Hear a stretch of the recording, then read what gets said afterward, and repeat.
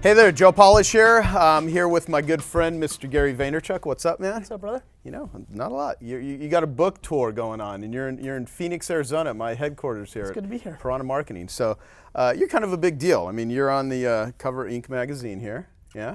And you've got a new New York Times bestseller, Jab, Jab, Jab, Right Hook, okay, which is awesome. Everyone needs to get this book. We'll talk a little bit about this.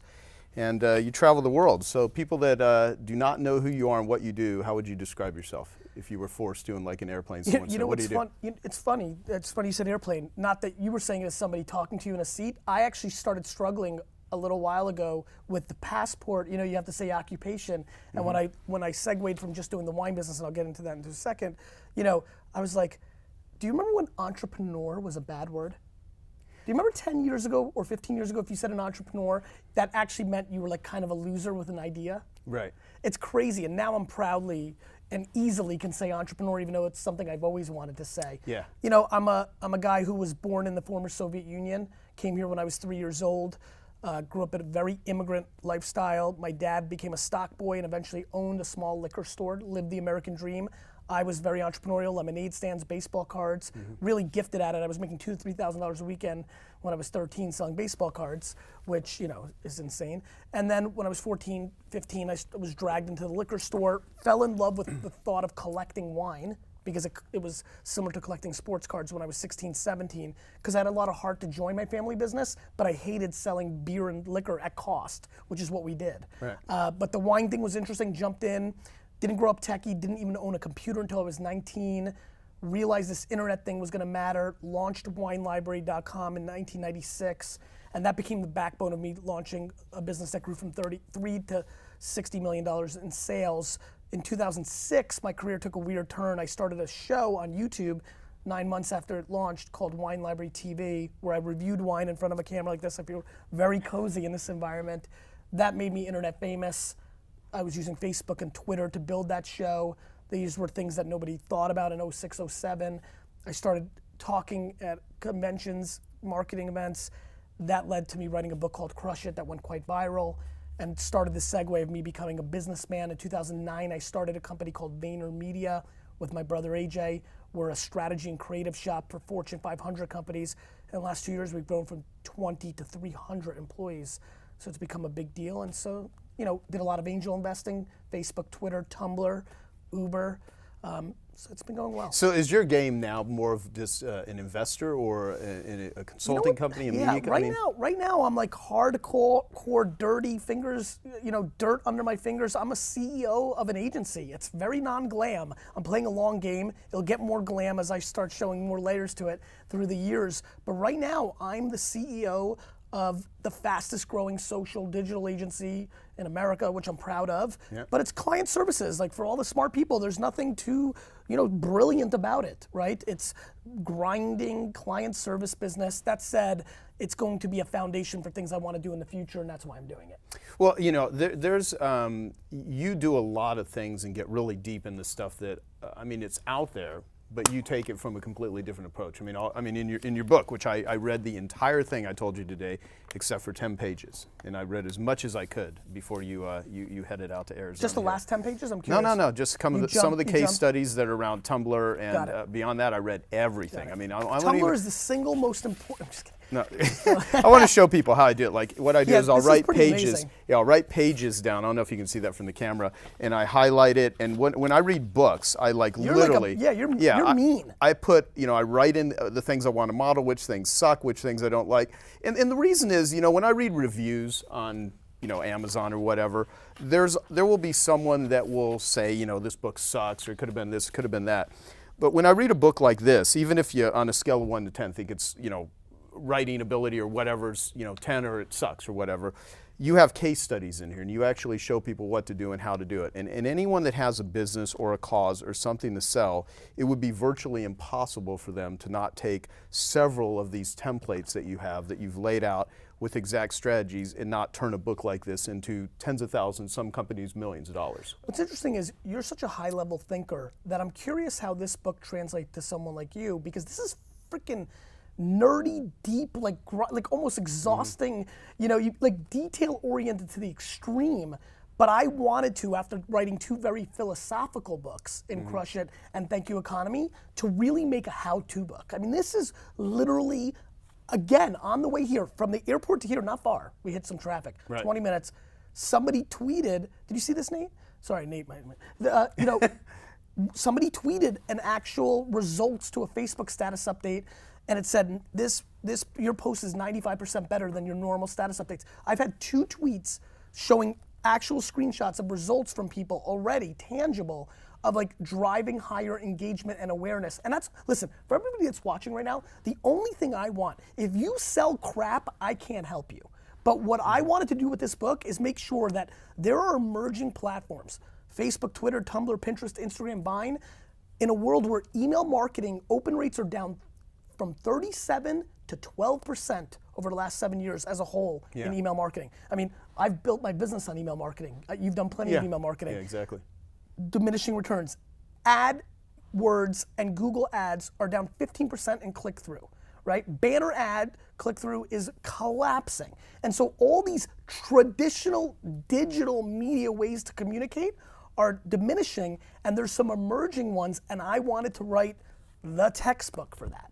Yeah, and it's, so from that standpoint, a guy like me, what I'll do with this is I'll give it to every one of my employees that has anything to do with which is pretty much everyone, communicating with the public, just so they can learn better ways of doing it, okay? The other thing is I'll pick and choose which platforms I'm really, myself, I'm going to engage in with versus what my company is going to engage in with. Sense. And secondly, it's something like the purpose of doing this video. This video is going to go on I Love Marketing. It's going to go to Genius Network. I'm getting a copy of your book for everyone in my 25K group. I mean, it's something that all of them will find valuable, but it's one of those things to where,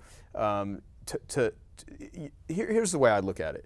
If you're going to spend 30 minutes a week on Facebook, if you're going to spend which most people are going to spend hours on Facebook or Twitter or Tumblr or whatever, and you won't take a couple of hours to read a book on how to do it better, it's not like the time is not there. It's how you're using it, and so, you know. I have a good sense of your community. I am so aware why social media, in comparison to a lot of the other things that have been around longer, is less attractive. Because social media, unlike digital media, unlike email marketing, banner retargeting ads, SEO and SEM, video, unlike the back of magazines, unlike so many other things, social media actually sucks because it's a marathon, not a sprint. Right. The return on the investment on this stuff takes longer. It just does. And I'm very aware how unattractive that was coming from my lips to a world that's looking for quicker and more efficient results, again, an audience that has heart for work-life balance. If you can automate it, it's gonna be better. The truth though is, where I'm most worried about and why I have a lot of passion, why I'm excited to be here and hoping that people that haven't seen me before or don't deeply know what I talk about are watching this or listening to this, is that there's a real issue at hand. The attention of our consumer, the people that we court, the attention of them is dwindling in traditional platforms we're used to and is quickly being relegated to their phone as they swipe it and a lot of the time in that swipe is on one of these 10 platforms. And if you do not know how to storytell what you bring to the table on these platforms, there's going to be a cross-section over the next half decade where you will not be relevant if you're unable to communicate there. Yeah, I totally agree. And so I guess the question is, what is the time allocation that a guy like you actually spends in this world? Because you're an extrovert, pretty much. Yes. I mean, you're a full-blown extrovert. I fully love everyone. But you work you're a driven dude. You put a lot of time and effort into it, and you're also willing to. I hate vacations and stuff. You really do. And that really makes me very different than everybody, so I understand that.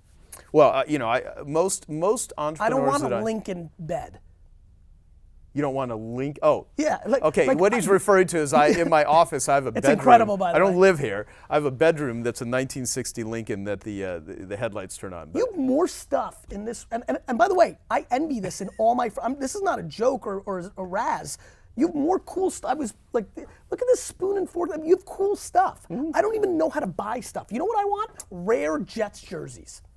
What I mean by that, and I don't mean rare, you can't find them. I mean, I make custom jerseys of 5th string wide receivers from the Jets, just so when I go to the Jet games, I can fully impose my fandom amongst all the others. They all wear the normal jerseys, and I'm wearing Greg Salas, right? Like I'm wearing like Troy Davis jerseys, guys that will play 3 games in their career, just to set the tone that I'm the biggest Jets fan in the world. Yes. When do you think you're going to buy them? I mean, you truly have this as a goal. So when do you think that's going to happen? I mean, I truly feel like I'm now within the 25-year window. I feel like 25 years from now, I will own the New York Jets. Okay. I truly believe that. Is that one of your biggest drivers? I mean, it's one thing about making this goal public, but like, what do you do this all for? I mean, you certainly... The climb. I love the game so much. You know what's so funny? I'll give you a scoop here because I like you so much. I'm not even sure if I really care if I buy them or not. But boy, do I love the game more than anything. More than stuff, more than money, I love the game. I love the legacy of it all. I write stuff like this. Listen, you have good context for this. When we first crossed paths was when this all just started happening. And I was so all in a world that most people didn't even know what it was yet. Yeah. I remember you telling me about Twitter, like literally when it first started, saying this is going to be a big deal. I mean, like when it was brand new. Right. And so that's why, I just remember. And so like, and for me, that matters because look, now you just told everybody, but even forget about everybody being, oh, cool, like must have been right about that. Yeah. You know that. I care about my legacy. I want to be right historically because that continues to build me building blocks, right? If I'm right for a long period of time, that really matters. Right. And so that's what I have passion for. I love the game. I want to keep building businesses. I want to keep impacting other people. This is a how-to because I want email. Crush It meant so much to me. I still get emails, many a month.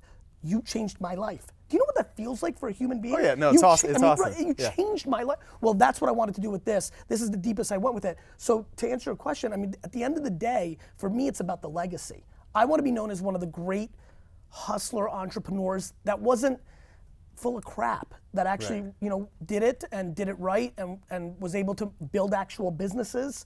I have a lot of pride now that I'm competing against Wieden & Kennedy and Ogilvy and like not like real actual agency companies that I'm beating their faces in because I'm angry, and that makes me happy. Yeah. Well, getting pissed off actually is a huge driver for things. Huge. Huge. Well, so I read every single negative review of the Thank You Economy and Crush It before I started writing this. Really? Yep. It's why I went okay. how-to. Well, it's you've said it before, and people that are familiar with you know that you actually say that you like your critics and that you embrace them. I love them. And so explain that. Explain how you. First of all, I respect them. Like I hate everybody who gets some level of fame or notoriety, and then people hate on them, and they're like, oh, they're trolls, the haters.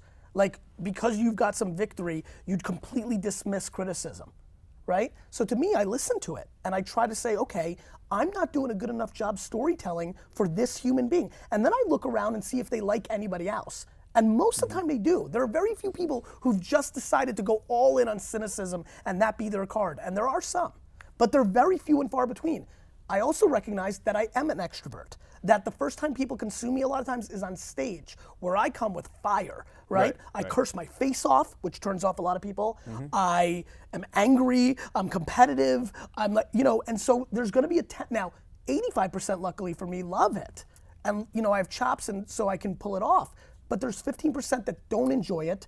And then I spend a lot of time to make sure that they get more context on me. I'm able to make sure 12 of that percent now likes me, and there's 3 that's left, and I listen very carefully to the fact that I'm very aware that the first time somebody tastes me, right, first kind of observation, I'm not gonna win everybody over. I'm not vanilla, I'm very something, and they're gonna decide one way or the other, and I wanna listen and learn and evolve, and I respect. You're referring probably to the Inc. article, like where I talk about I love my haters, or maybe not. Well, no, I actually. When I first saw you say that, you talk about the interview you did with our friend Marie Folio. I mean, I've heard you say it in several places. Yeah, and she was right. And so, like, I respect my critics, and I try to listen to them. Now, it doesn't mean that I think they're right, or is in the same way that I don't think the people that blindly think I'm a genius are right. Like, I continue to critically think and try to evolve If I'm not better than I was when we first met 5 years ago, what have you, then I'm not doing my job. Then I'm not going to be relevant. And I want to be very relevant forever. So do you think I mean, in your mind, when you're younger, I've had my marketing company for going on almost 20 years. Yeah, next year it'll be 20 years I've been doing You can do some sort of 20-year party? I'll do something. I mean, I don't know what. Crazy? Of course, yeah, okay. It's going to be batshit crazy. So, but it's I've been doing it for a long time, and I watch some people that start off really strong and then they fizzle out. And I've always listened to that cliche and took it seriously. Be nice to the people you meet on the way up. They're the same people you meet on the way down. And you run across people 10 years from today that you ran and I think you're one of these people that really get and understand that, because you're totally engaged with a shitload of people and you pay a time price. You pay the ultimate price. Yeah, in order to do that. Yes, I do. And I think your reputation is critical. And in spite of, you may rub people the wrong way, and everyone may not like you, but if you never sell shit to people, don't go out there and promise things that you're not capable of pulling together, backing up, delivering upon all that. I mean, don't do business with scumbags, that sort of stuff.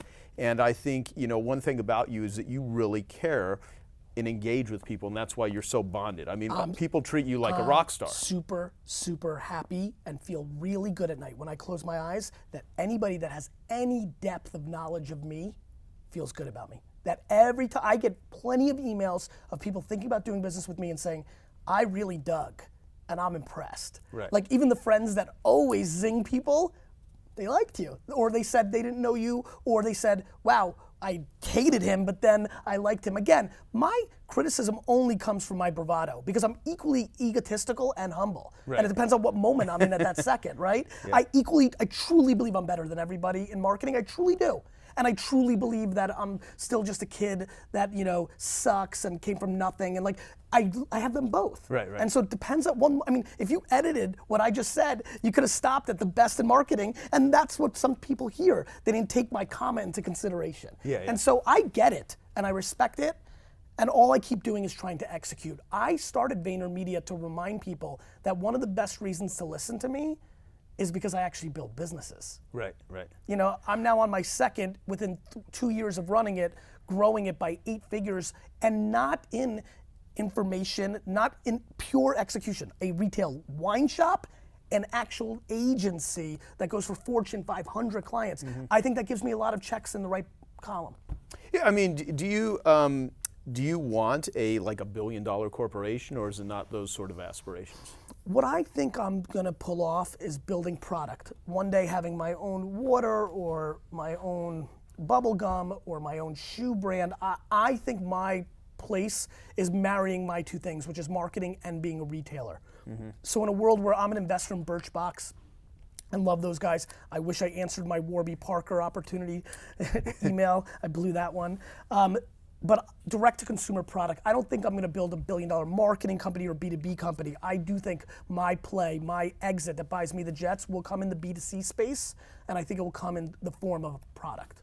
Okay, well let's talk about small business owners that are just out there trying to make money, Yep. make a living, Yep. pay for their families, Yep. send their kids to school, and Yep. hopefully schools like this where they actually read stuff that teach them how to actually I'm do desperately something. hoping my kids will be DNF students like I was, so that I can spend all my time teaching them real stuff instead of them doing their homework. Oh yeah, no, I failed owning and operating a small business in a community college, and I got a C- in principles of marketing. So The only C- or above I ever got in my entire life was in gym. that's hysterical. It's pretty sad, actually. As a matter of fact, with this whole Throwback Thursday kind of meme going on social media, I've been thinking about going back to my high school and seeing if they'll give me copies of my report card, because I really think people think I'm joking. Because I've had success, it's hard for them to... no, that's what I did. I was literally, a true F student. No, you should German, do that. German 1, Hair Arts, if you're watching, German 1.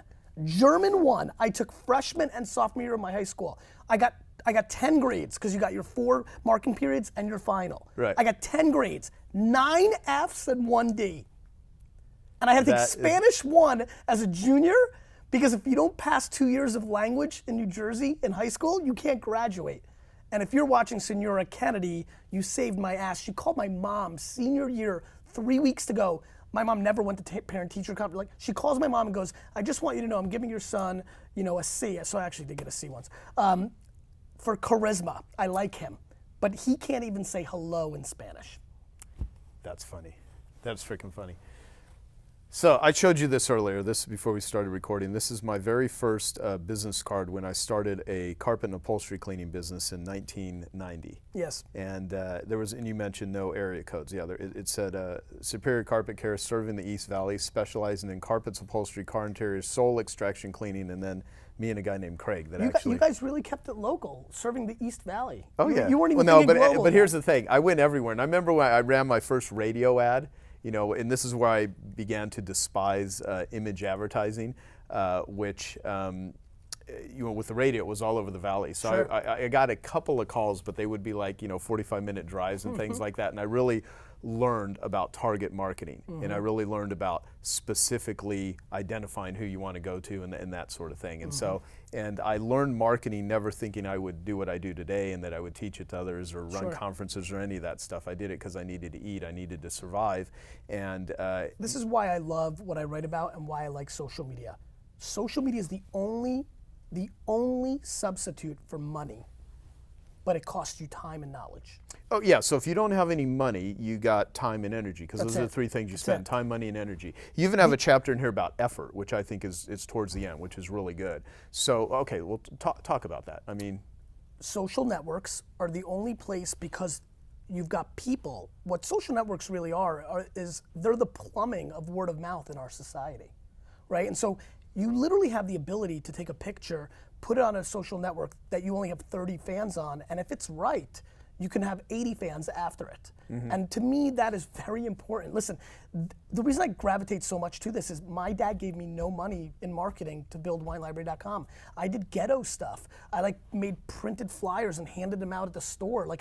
It was all hacking, which is the term they use now, but that's what it was. It was just kind of figuring it out. I love the idea that if you're good enough with Photoshop to make an infographic and post it on Pinterest, and you get the one right person to repin it, you go into full virality. And to me, that's why I wanted to teach everybody the best at bat. For the small business people that are listening, listen, you've got your time and you've got to learn it. And the problem is, it takes a lot of time. And so what I tell small business people who we don't consult for my company, but I do in general just through Twitter and trying to help peeps, is you've got to sleep less and you've got to actually do it. It's like if I wrote a book on getting muscles. All this book is the same thing as an exercise book that tells you exactly, with no hyperbole, how to get muscles. Right. But you actually have to do the push-ups and the sit-ups. Yeah. And so what they have to do is sleep less. I mean, this is the thing that pisses me off, John. I don't know if you see, but people send me these long emails of my life's over and they want to help and I have no time, but I get I'm sappy and I'm like, fine, what? And then I ask them a question, what time do you go to sleep? 11. And I'm like, you're writing me an email about the death of your life and you go to sleep at 11? You go to sleep at 2 in the morning, right? I don't have time to build this other business and I have to pay my rent or my student loans, right? And they play Xbox for an hour. Right. Play Xbox when you're comfortable. And so I think the work-life balance thing is really fascinating to me. And so from a small business standpoint, the reason I'm painting that extreme of a picture is I think most small businesses do a lot of dumb shit that doesn't bring them value. If they audit what they do and cut the bottom 25% and apply it to storytelling where customers actually now are, I think they have a better chance of succeeding. Yeah, I mean, completely. Well, going back to your point about the person, I mean, do you think some people are just born to just not make it? Some people have the juice and others don't. I mean, when you use that term, the juice, I mean, you certainly are a guy who has the drive. You are charged. I mean, some people are batteries not included. I mean, what do you say about that? I think that that's true, and I think that everybody who's watching needs to stop complaining. Let me explain. I don't want to complain about my workaholic aspects. I don't want to text or tweet. You're never going to see a tweet from me saying I'm tired. This is what I've chose to do, and this is what I'm executing on. And so I have all these friends that are highly successful, and they're working. They're really working. Mm-hmm. It's not automated. Right. And I see them. I saw a bunch of them in SF, where a lot of them happen to be, a couple days ago. First words out of their mouth, I'm tired, not spending enough time with my kids. I'm like, so spend more time with them. So I equally don't want to complain of my lack of time with my kids or too much work or all these flights. In the same way where people are complaining that they don't have big businesses, Yet they have tremendous work-life balance. They're on the bowling team. They see their kids all the time. They're at the bar with their buddies all the time. They've seen every college fucking football game for the last 3 years. I mean, they've got work-life balance. So what I think is some people are more driven, and I think some people are less driven. And I think people need to really become self-aware and not complain about the grass being greener on the other side.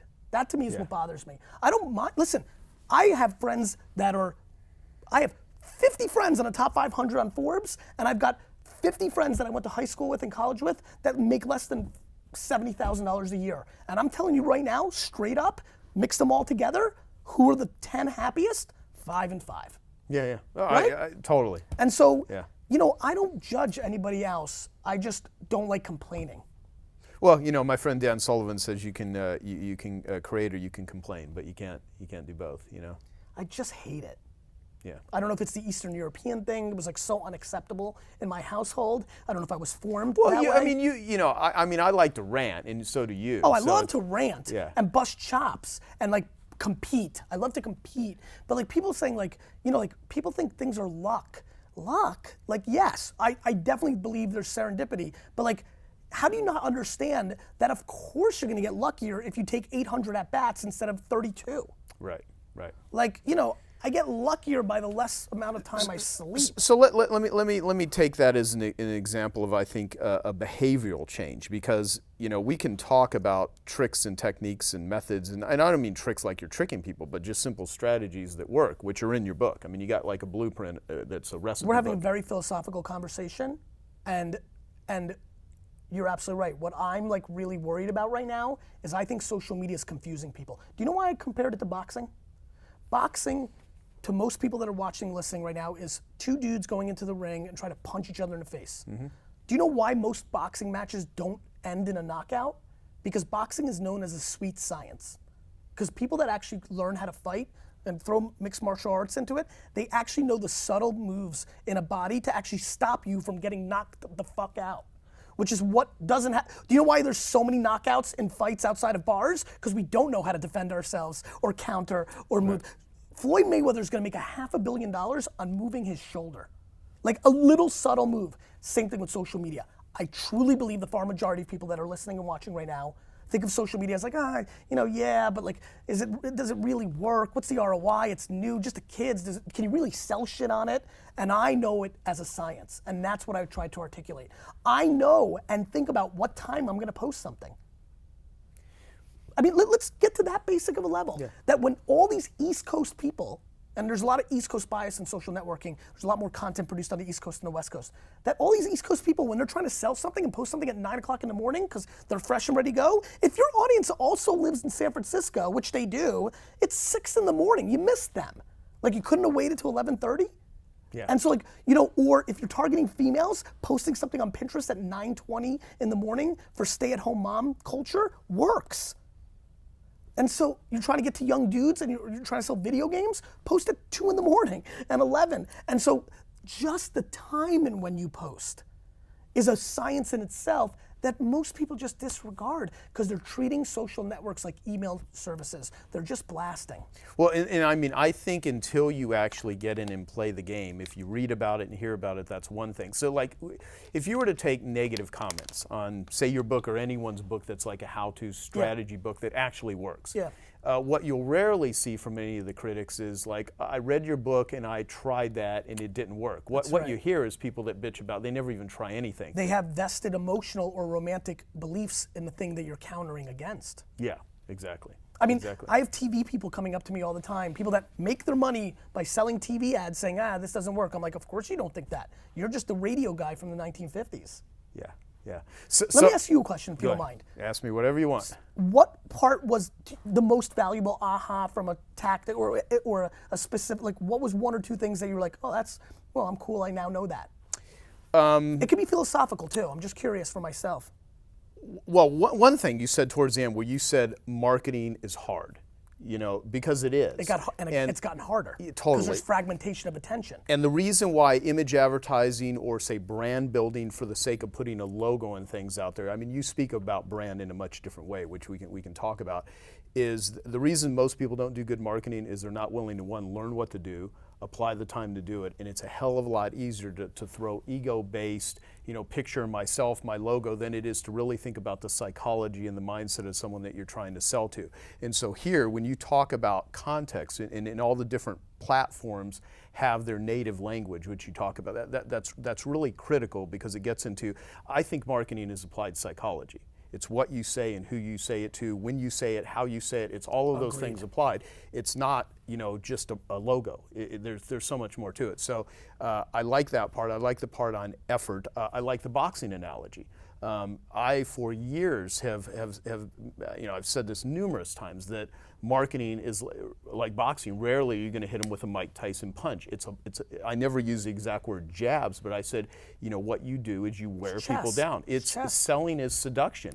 All of the stuff you do is it's like foreplay. I mean, you even make the comparison to dating in here too. Absolutely. It's like, before you ask someone to go to bed with you, they first got to know, like, and trust you. They got to feel safe. You got to have rapport with them. You got to feel comfortable. So, and like, you take I Love Marketing, which is one of the places this episode is going to go. I mean, at the time we're doing this, we got about 300,000 active subscribers on iTunes. And you've been doing this for a long time. Well, that a couple years. My other interview started in 1996. So I've interviewed. You asked me earlier how many people I've interviewed. I've interviewed over 400 people. I said, you're like Oprah, and he said yes. That was it. That was the whole conversation. I enjoyed that.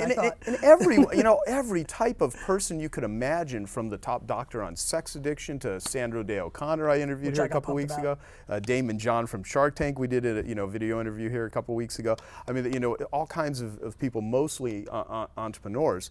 But going back to the boxing thing, I give away a ton of free content. The very first thing I did in carpet cleaning, I don't know if you know the exact story. I mean, you have a little bit of background, but not the specifics.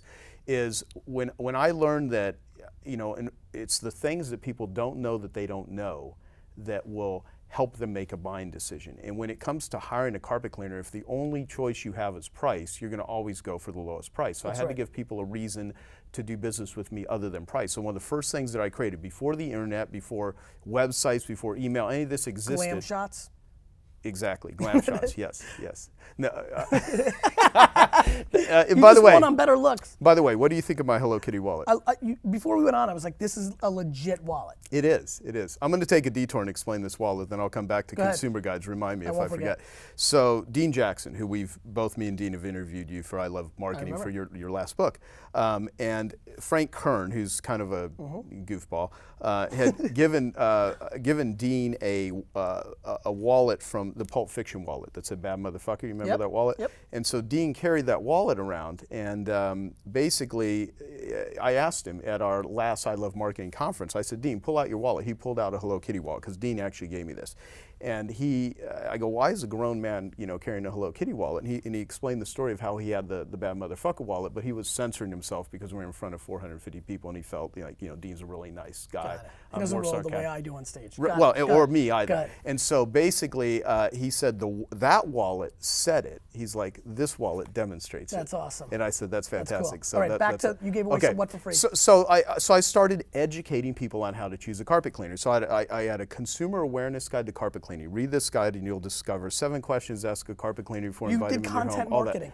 I taught them how to do stuff, and that turned into 24-hour free recorded messages. By the end of the 1990s, every major phone book in the United States had one or multiple versions of my ads running in home remodeling, pest control, chiropractic, carpet cleaning, gyms, you name it, driving people to listen to free recorded message. So in a lot of ways, those were jabs. Yes, they were. As you explained in the book, it's giving away free content. I Love Marketing, our goal with I Love Marketing was to have the best marketing podcast in the world, giving away information for free, better than what most people would charge for. That's right. And people keep asking me, "What's your monetization strategy?" It's like, it's just jab. bonding with a shitload of people. It's a global jab. Yeah. And honestly, at the highest level, this book, even though it's completely dictated to the micro content that we put out on these social networks, it's how I live my life. And the only way you can actually live your life that way is you have zero expectation on the back end. See, what works for me, and I got lucky, this is not, I'm smart, this is how I'm wired. I'm willing to jab, give. And so jab, right hook stands for give, then ask. Yeah. And I'm okay that even if I feel, and I do sometimes feel like I've given a lot, and when I ask, I get nothing in return, It's kind of like the Bronx Tale where the guy, I think this is the movie, the Bronx Tale where the kid has the kid that, I don't know. I mean, I've probably seen it years ago, but I can't But there's remember. a scene in some gangster movie, help me crowd if you can, where the gangster's like mentoring the little kid, and the little kid's mad because he lent this one other kid $20 and the kid won't pay him back, and he goes, "You got off cheap." And that's how I feel. If I give, and then I ask, and I don't get returns, I'm like, okay, I understand, and I'll do it again. I actually won't say after one time. If I do it twice, I'm like, okay, listen, this person's viewing the giving and the taking kind of play a different way than I am, and then I can walk away and put my energy in other relationships. Yeah. You know, I'll tell you, first off, life gives to the giver and takes from the taker. I mean, I absolutely believe that. It's a karmic thing. And there are people that just are, they're the type of individual where everything's a tit for tat sort of relationship. I It's hate like, that. and I don't know if you can fix that without some therapy or some real hitting by the way, bottom it's or okay. something. Listen, it's okay. By the way, some people are very black and white, and I can get, even though I hate it because it doesn't come natural to me, it's actually quite, in theory, very fair. Do. Then there's people that just take. That's the worst of it. Well, yeah, and But here's where I break it down. People have not applied this to social networks. The amount of people watching right now that use their Facebook account like an email service. Every post is, listen to my podcast, buy this, do that, go to my seminar, buy my thing. Just, it's all right hooks. And I don't know if you know anything about boxing, but even if you know nothing about it, you can figure this one out. If you know a right hook is coming, you're ducking. yeah, it's a good point. See, people love to be sold, they hate to be pressured, and if they feel like it's constant, it's a setup. Everything is a setup in order to get It's what chess, you want. right? The sweet science. That's boxing's nickname. And I think that's fascinating. And I think social media right now is very grossly underestimated because I think the whole world's going long tail sell cycle. And there's still places for quick hits, but there's becoming a tougher game to get to people. People are becoming more cynical to advertising because the youth has been bombarded with marketing compared to what we grew up with. The 90s was no marketing compared to what we see in 20, and so you've got to romance it even more than you did in the past. Yeah, I totally agree. You know, I have an idea just sitting here thinking about this with people that would really want to go deep with your book and really, really utilize it is I have meetup groups that we just teach people how to do meetup groups. And when I say teach, it's not like I have any major instructions other than at I Love Marketing. People can click on a meetup tab. There is a document that they can download. Use meetup.com? Or? Yeah, but some people have them on Facebook. Some Got people just organize it. But they're, every day, somewhere in the world, there's probably 100 people gathering, talking about what we talk about on I Love Marketing. love It's it. super cool. We have them in all kinds of different countries. Smart. And we don't charge people. It's just like, we just encourage them to do it. You're And giving them a tool to create more community. yeah, It's great. there's a PDF. It's like what questions to ask, how to Nice. start it. And I think a really great thing for a lot of the people at I Love Marketing would be to get Gary's book and like go through the different case studies on all the different social networks and all the different things. There's about 7 that you really covered in depth here, and some ideas of future ones, which I'll ask you about before we wrap up. Is to actually discuss them and even maybe even organize meetup groups based around this book where people can show each other what they're doing and how to do it. Because one of the greatest things of teaching stuff to other people is it forces you to look at your own stuff. It is, I mean, when you had to do this book, I know you had to audit your own shit. And a lot of people aren't willing to do that. What's funny? I just said this morning somewhere else. I said, the biggest thing I'm worried about is I'm educating people so much, I'm always testing my own theories back to almost the same thesis of why I respect my haters. I'm actually still, right now, today, doing things that I say don't do because I want to look at the metrics. I want to know if Facebook's changing or Twitter's changing. And I was like, wait, I might have to stop for a little bit because people are going to be like, dude, you're putting a link in Facebook and just sending it, just like you say don't. Yeah. So it's kind of interesting.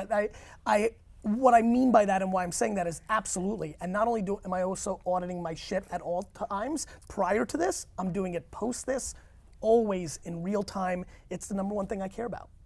Yeah. Well, okay, so let me go back to this. So, small carpet cleaning company is an example. What do you recommend they do? Should they be on Pinterest? Should they be on, what should they do?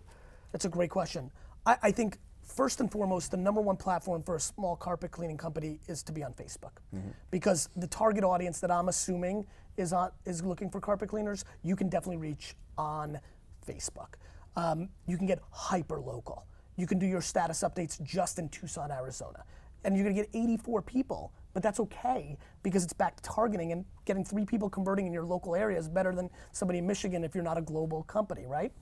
I think the other thing you need to really think about is how much are you gonna spend, if anything, to acquire a base of fans in your local area, or just putting out content and then using your email service and your website and your word of mouth to build your base. You have to start with a base. I recommend spending $1,000 to $5,000 if you have it to buy fans that are targeted in your area and make just awareness ads. What I mean by that is Gary's Carpet Cleaners, no offer, because what you're doing there is you're getting people that are opting in that are high quality because they're not opting in for the deal. They're opting in because they have some interest to hear from you. Then, once you've got some sort of base, you start putting out, you did this, you know where I'm going. I mean, this is what, the 7-step thing you did, that's what I would do.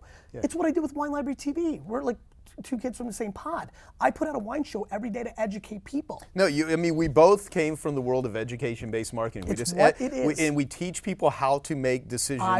I would do Fun Fact Friday and put out a piece of content that truly educated about carpet cleaning, even if it hurt me. Even if I would literally readjust my business model before I'd come out with what the advice I'm giving to make them the most educated, because you want to be in the business where the most educated consumer is going to always pick you. That means you're the best. Yeah. That's what I've always felt. That I always say that to AJ when we started VaynerMedia. You know, we'd get clients and then we would not get clients and he'd be confused. I was like, bro, they're just not smart enough to hire us. I really meant that. So I would start putting out content to educate the masses and shareable stuff. Throwback Thursday. You know, be fun? Go find a photo on the internet of the old 1960s carpet. You seem to have like an old 1960s carpet here. You don't like this? I'm joking, making a joke. But you know this better than I do. Those old, ridiculous-looking 60s and 70s carpet. Put a picture of at Throwback Thursday. Play with the slang of society. You put that out there. You get your daughter to share it because she thinks finally dad and mom in the family business did something funny, and then she has friends that share it, and the virality just starts coming. You know, I'll have my video guy put a little clip of this in there so that people can see this here. But you see that office back there? That's my office. Yes. That's carpet on the wall. That's like shag. That's a little looking like 1960 carpet right there. So we'll show a little. And so it's that culture, and then you put out 5, 10, 15 good pieces of content, start building value and trust with the community. And the 16th one is, we're doing a special this week, the right hook. So how many jabs before right hook? I mean, completely predicated on the health of your business. Apple, when they launched the iPhone and there was no competitor even close, they could have right hooked every day. Right. Right? A carpet cleaner that's a middle of the run, competing with 7 other players, I would jab a lot. So just so people, like, I know very deeply what you mean by jab, jab, jab, right hook, but let's just really take it to the something basic. For them, something for them, something for them, something for you. Because I'm going to tell you something right now. I did a little homework too and kind of followed people that have talked about your podcast, you know, last week, and just saw them mentioning it, and then looked at their Facebook and Twitter accounts. I'm telling you right now, your audience is in the right hook, right hook, right hook, right hook business. Yeah. Oh, most marketers are. By the way, mine too. Yeah. You nailed it, 98%. So, at its lowest form, what can you give out? And that's not a discount. A discount's a sale for you. That's for you. Maybe you gave up some margin. Don't get confused. I'm talking about content access. Yeah. What about going on a Spreecast for an hour and answering everybody's questions?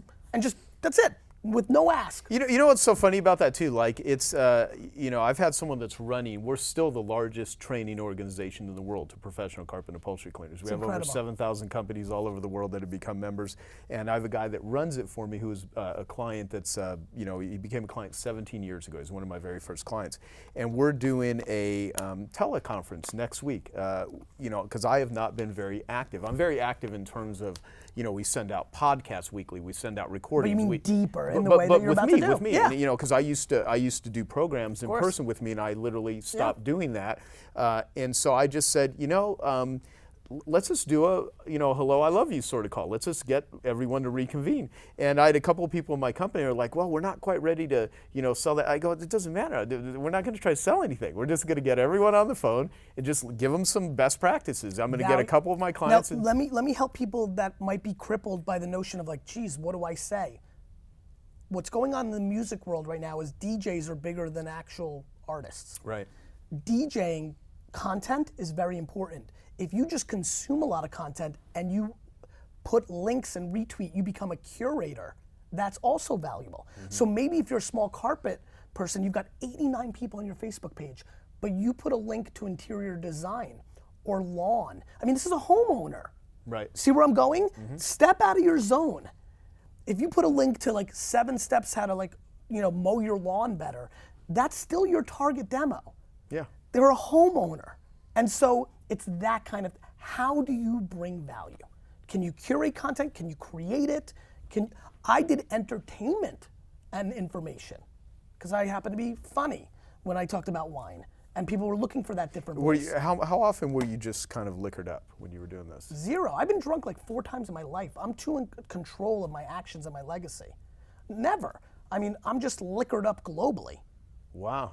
You know what I mean? I'm just naturally liquored up. That is hysterical. So, but what I really try to do at all costs is put out, right now are you using SlideShare? No. Something I haven't been using, just started using it. I put out 2 SlideShares. I really try to put out something of quality. The first one was the biggest mistake everybody makes on Twitter, which is they start with the @ symbol and somebody's name when they're trying to tell everybody. But if you don't know, if you start with the @ symbol, only the people that follow both you and that person will actually see that tweet. So if you wanted to tell everybody that Gary Vee was on the show and you said, @Gary Vee is going to be on the show today, well, only the people that followed us. If you said, hey everybody, @Gary Vee is going to be on the show today, then everybody that follows you would see that. This is the single biggest, this is Twitter's fault, not anybody else's. So I put this SlideShare, it's got 200,000 views already in a couple of weeks because it's valuable. Wow. Because it's being shared on Twitter because people are trying to do Twitter better. Now I'm like, I gotta do this for Pinterest and I've got, So I'm curious, like, what could we do with this interview that will give it the highest likelihood of watching it? The number one thing you should do more than anything is use this interview as the case study to become a better micro storyteller to awareness against this. Let me explain. You probably don't have a Tumblr account. No. Here's the and thing. by the way, I don't do it super well either, even though I was an investor. But let's stick here because I want to be detailed. You should start one. You should have an I Love Marketing Tumblr account because there's plenty of 14 to 21-year-old hipsters that love Tumblr, right? That have never heard of you, me, or anybody else because they're in the streets, they're cool, but they want to be entrepreneurs. You take one moment from here where you're holding up the wallet or where I'm being silly and you make it an animated GIF. You know what an animated GIF is, right? Yeah. The looping over. You put an animated GIF on Tumblr with one of the quotes from you or me from this interview, and then that quote links back to the iTunes download of this. You have nobody on your Tumblr account. Just like anybody would when they start. Right. But you take this interview and you link your Tumblr, you blast out an email and say, we're now on Tumblr, and you get 10, 11, 50, you know how it works. Yeah. You start at 0, you build. You should do that. You should make an infographic that's female-centric. Things that you believe the female psychology would have gotten out of this, and make an infographic and start your Pinterest board of infographics from your interviews. You get one influential Pinterest person to repin it, and you could have 10, 15, 100,000 people get new awareness about your show. And Pinterest is a dream. It clicks out to wherever you want. So your infographic that you made from this, 7 fun things Gary said, you know what infographics look like? Yeah. And that links out to the podcast download. I mean, this is the future, man. Micro content as a gateway drug to awareness to your bigger thing. That's a quotable, I guess. Seth Godin gave me a great review on this, a big one.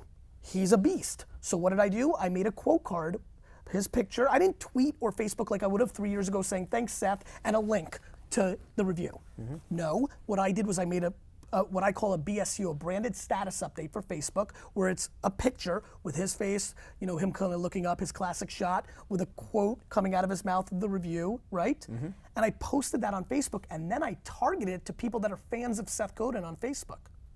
I sold a shitload of books, my friend. Yeah, that's good. Do you understand? Yeah. So you could do the same thing for people that are fans of Gary Vee.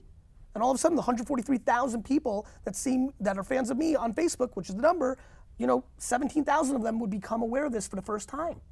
There's a lot to be done, my man. A lot. Listen, I'm hyperbole and excited and quotable and charismatic on stage, but I've built very large businesses through execution. This book is execution. How many hours All of them. but seriously, so you have a small business owner who's, and here's the They thing. won't be able to do everything. You have the infrastructure to possibly do everything that I just told you. Small business owners have to really focus on 1 or 2 or 3 because they're not going to have the bandwidth or the dollars to do it. Well, I'll tell you, like, you know, I was living on credit cards for a couple of years trying to make my carpet cleaning business work when I first started. I mean, that was my first real business. I mean, I delivered newspapers. You know, I did a lot of drugs in high school, so, you know, I mean, there was... You made a couple bucks. Yeah, yeah. So, because I was a former drug addict. I don't know if you know that, actually. I do remember that, actually. And, you know, I delivered newspapers. I had all kinds of weird little businesses, you know, painting on curbs. I was, you know, entrepreneurial at an early age because I just wanted... Can we go deep into that painting on curbs? I thought we all kind of enjoyed that. So what does that mean? Well, you literally, there were addresses on curbs and you put 835? stencils. Oh, yeah. I literally paint people's curbs, cut lawns. You were on drugs when you were doing that? No, Okay. no. But I, was between the hardcore. ages of 16 to 18 is when I was doing a lot of drugs. Got it. Yeah, and luckily I kind of went through the worst of it. Out of youth. Yeah, like at 18 years old. And then eventually, like when I was actually going to college, one of the jobs I had was working in a mental hospital, and I used to drive the people that were there for alcoholism, for drug addiction, to AA meetings, NA meetings, Narcotics Anonymous. And it helped you realize, and I I would really sit don't in, want- yeah. I would sit in those meetings, and I realized, wow, you know what's funny? And this is a total like tangent, you know, not anything relevant to this. One of the movements that I admire more than anything is 12-step groups. They have done more to help people with addiction than every inpatient, outpatient, 100%. doctor book, you know, combined. 100%. And it's never been built through promotion. It's been built. It's attraction, not Execution. promotion. It's execution. It just works. It's And so execution. it's, you know, when you look and see what causes things to happen, it's quite fascinating to understand that. So, all right, what the hell was I saying prior to that? I totally forgot as well. It does not. We can. It I was doesn't. looking at Hugh McLeod's, all these, you got so many great. Oh well, let's talk about like Tim Ferriss. If you Okay. were to get in a physical fight with Tim, I'd Do win. you think you would take him? No, he beat my face in. That being said, he's terrible at volleyball. I played volleyball with him 6 months ago. He's awful. Who do you think works more, you or Tim? Although he wrote the 4-Hour Work Week, I mean, you know, he I has. think it's closer than people think. Yeah. How many hours a day do you work? All of them. Yeah. You know, Well, how much you sleep? 6, 7. So I get plenty of sleep. Like I work 17 hours a day. I'm a very 8, 9 to 11, 12. I mean, my wife and I had the laugh of our marriage when I came. I've been extreme for the last 2 years on this.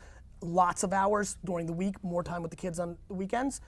I came home one night at 9 o'clock, and we were freaking out that we had all this time. And then I literally were like hugging and like, oh, what are we gonna do? Like, this is amazing. And then really, I got really sad. I was like, it is 9 p.m. at night. Do you know how it's sick? Because listen, when I was building Wine Library, I'd get home at 9 or 8. The store would get slow the last hour, and I was like, I thought I worked more than anybody back then. I mean, I've really taken it to the extreme. That being said, you know, listen, there are no motherfucking shortcuts.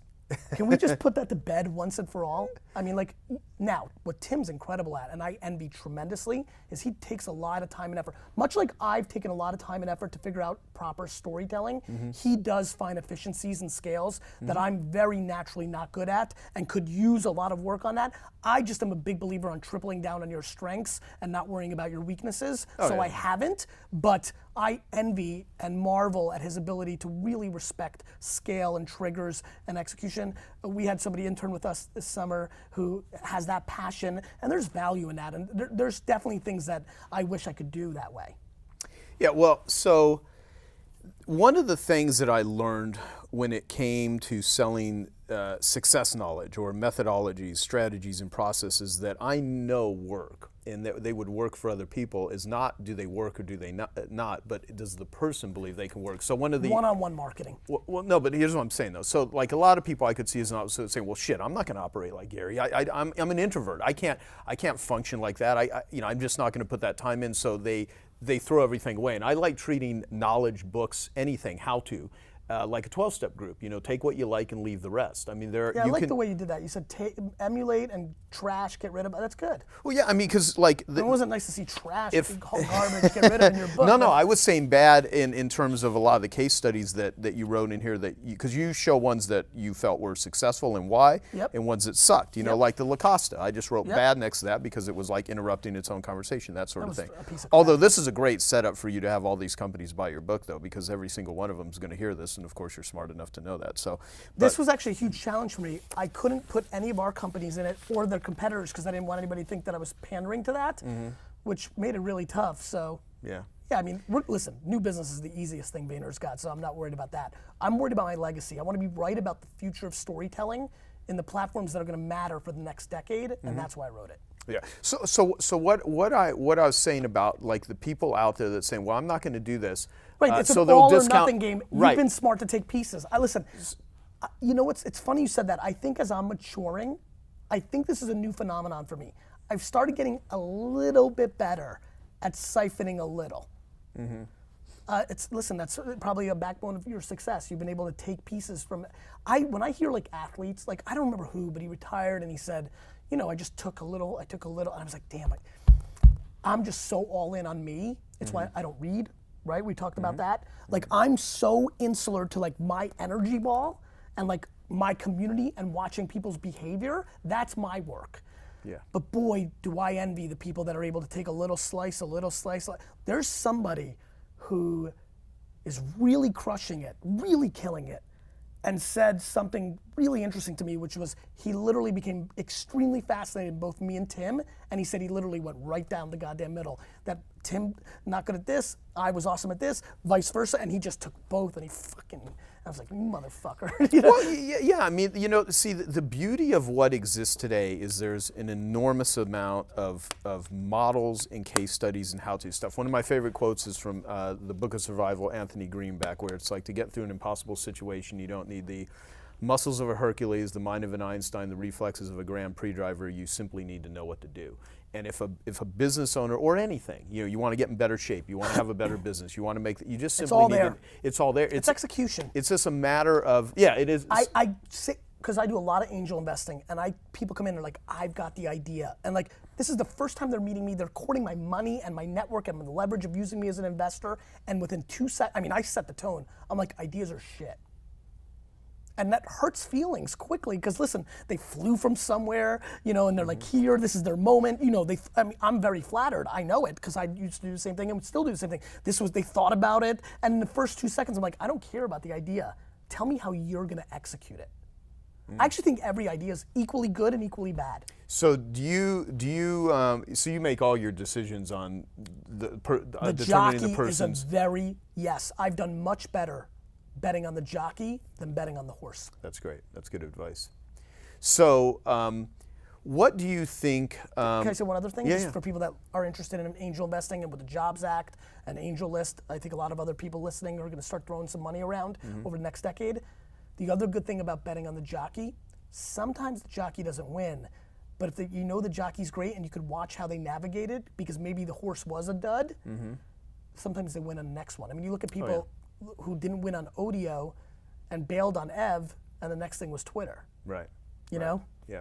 Yeah, great point. Well, I made a post on Facebook before you were to come down here saying I'm doing an interview with Gary Vaynerchuk later today in Arizona. What do you think the #1 best, most awesome question to ask him?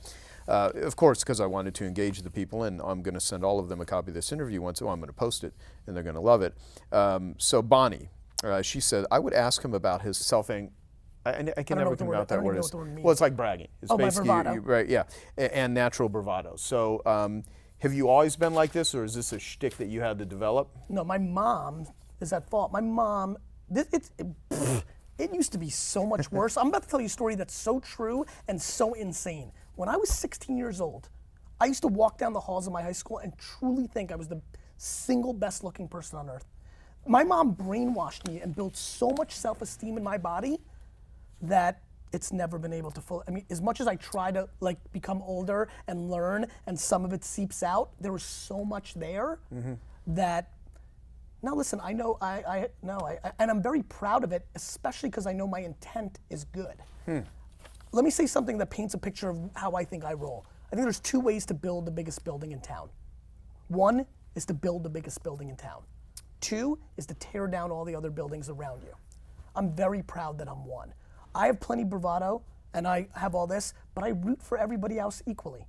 And if they're doing better or this, that, and the other thing, then it only makes me want to compete. You know what? There's a good point of success with that too, because if you're someone that celebrates the success of others, which is not what I think most people do, I think there's a tremendous amount of jealousy and envy, and it may not even be expressed with words, but they're constantly thinking about, I got fucked, or it's not fair, and it's an entitlement. Or they got lucky, or look what happened. Right. And to me, I'm the other way. I don't do it outwardly that much. Of course, on an exit or something great, I'll call or email, but I'm rooting, like Tim had his TV show the other day, and I'm like sitting there begging for this to be like a breakout hit. I want everybody to win. Yeah. By the way, I'm competitive. The more other people win, the more I'm like, oh, I better get my game up. And so to that point, yes, I have bravado, yes, I have ego, but I have a shocking amount of humility as well, because I also think I'm 0 at the same time. It's just a bridge. I'm pulling from opposite directions. Yeah. So another question was, if you lost it all tomorrow, what action plan would you put together to implement and kick ass? Like if you lost everything, what would you question. do? This is so dark. I'm about to go dark. Up until my daughter was 2, which is only 2 years ago, up until 2 years ago, I secretly wanted to lose it all. I wanted the Phoenix moment. I was like, because I'm so confident that if I was at 0, that I'd know what to do, that, boy, do I, like. We could arrange that. I mean, the action plan would be, listen, VaynerMedia was self-funded with $0 put in. We just went out and got a client. I mean, if I lost everything, I'd still be me. Now, a lot of people wouldn't blindly think I was smart because look, I lost everything, right? So I'd have to understand what that would mean to my reputation, but I can sell stuff. I'll go sell rocks outside and make $100,000 a year. You know what? Here's the thing: the ability to learn how to sell. You like that one? Yeah, the ability to learn how to sell and market. Give me a T-shirt. I want a T-shirt that says "I'll go sell rocks outside. I'll make $100,000 a year." Yeah, we should. We should do that with the little I love quote. marketing. Little slogan there. All right, so here, let me do one more. What's the number one most important question he gets most of the time, and why does he think this is not important? I get it now. The funny part to that question is most of them. People are so fixated on this book to you. I think you and I are actually in the psychology business. And then we just happen to do other things. Yeah. This is not really a book deep that touches our heart. And so people are always asking questions that are about this, tactics. It's about a religion, not the church. People are always like, what color should we paint the church? What kind of lights should we put in the church? How many parking spots should we have in the church? Assholes, it's about the religion. So 99.9, got it? Yeah. 99.9999999% of the questions that are being asked of me are not the important questions. The important EQ over IQ. HR, I'm the head of HR at VaynerMedia, comma, the CEO. Got it? Yeah. The questions that people are asking are very small-minded, tactical, and don't matter anywhere as close to as much as taking care of the customer, having a value proposition, giving up front. What should people pay attention to? Like, okay, with all the new stuff that's going on, you are, Habits. Don't you think it's weird that when you go to the airport, every single person is looking at a screen? Don't you think that's weird? Don't you think that's weird that while we were doing this interview, our right-hand peeps are over there in their screen? What does that mean? That means that 10 years ago, our right-hand peeps sitting right there would have consumed and gave us all the attention and picked up everything that we talked about, and that did not happen here today. Yeah, and you even say in the book, there's no such thing anymore of undivided attention. It's gone. That's right, and so you need micro attention. So habits, consumer habits. If you're not going to iTunes top 100 free apps once a week to just see what's doing well, that's how I figured out that Snapchat mattered and started using it. It gives you trends, it gives you psyche, it makes you realize people like gaming, people like escapism with entertainment, people like utility, the apps that make their lives better, right? People like social networks, that means we like people. Pay attention to people's habits. Look at your nieces and nephews. Pay attention that your 60-year-old aunt now is spending her whole day on Facebook. There's things happening here, people. Yeah. So last thing I'll ask you is well, maybe. why do you love marketing? I mean, you've really jumped really deep into this, and you know, a lot of people they hear marketing and they immediately have this, you know, oh, it's bad, it's manipulation. Less and less though. Marketing's starting to go through a similar thing as entrepreneurship. Well, you know the definition of entrepreneur. I don't know if you know. The original definition of entrepreneur came from in 1804 from John Baptiste Say, who said an entrepreneur is an individual that takes resources from a lower level of productivity to a higher level. So whenever you're taking something from here to there, and a lot of people think, oh, there's an axe, let's create a chainsaw, that's entrepreneurship, which it is. But if you take someone's brain, their thinking, their capabilities from here to here, if you just think more effectively, you can be entrepreneurial. So, you know. I'm a storyteller through and through. I started off with by the way, a lot of my success is predicated on my dad. I talk so much about my mom. My dad stripped so much bullshit out of my body at 14, 15, 16 because he is the opposite of me. He actually has insane expectations of others. One strike, one lie, death. It's insane. It's real tough. My dad's got a tough life. He doesn't have that many friends because of this. He has, you know, but what that did was, I was like, wait a minute, I can't bullshit my dad. I'm not gonna have a good relationship with him. And it's slowly but surely, and then the transparency of the internet.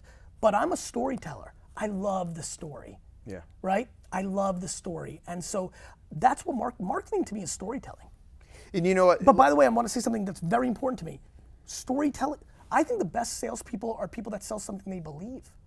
I sell stuff I believe in. Yeah. Like every wine, every app, the way I sold you on Twitter, I believed. I fully believe, and I think that I love marketing because I think it's storytelling, and storytelling to me is everything. It's everything. Yeah. It's the fabric of our society to me. Well, you know, and for a guy that works his ass off and who literally, from the time I've known you, I've not only seen you not lose any enthusiasm, it's only gotten bigger and bigger. Is I think, you know, the number one sales job that all of us need to do every day is we need to sell ourselves on what the hell we're doing. And a lot of people, they disconnect from that. The storytelling is not just what you tell to the public, what you say on social media. It's what you say to yourself, what goes on in your head. And if you just simply tell yourself and everyone else a better story, guess what? You can write a love story, you can write a horror story. I mean, your life is your story. There's something really important to what you said, because I'm very concerned about where people take it. I want to add one thing. This is a word that is rarely talked about in our space that I want to start building more attention for. Self-awareness.